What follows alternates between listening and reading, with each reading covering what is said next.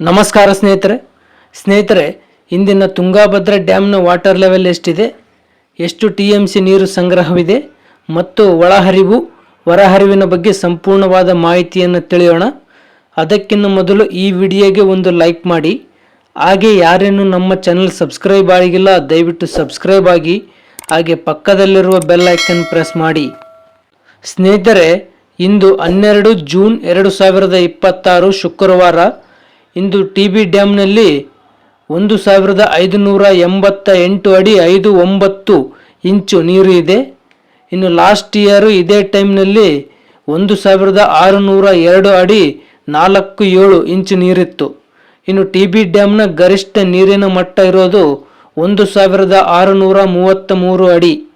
So ಇಂದು TB ಡ್ಯಾಮ್ನಲ್ಲಿ 9.91 TMC ನೀರಿನ ಸಂಗ್ರಹವಿದೆ.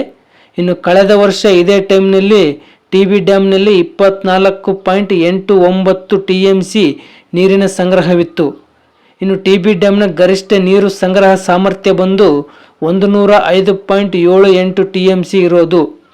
So ಇಂದಿನ ಇನ್ಫ್ಲೋ ಅಂದರೆ ಒಳಹರಿವಿನ ವಿಷಯಕ್ಕೆ ಬರೋದಾದರೆ, ಇಂದು 419 ಕ್ಯೂಸೆಕ್ ನೀರು ಒಳಹರಿವು ಆಗ್ತಾ ಇದೆ.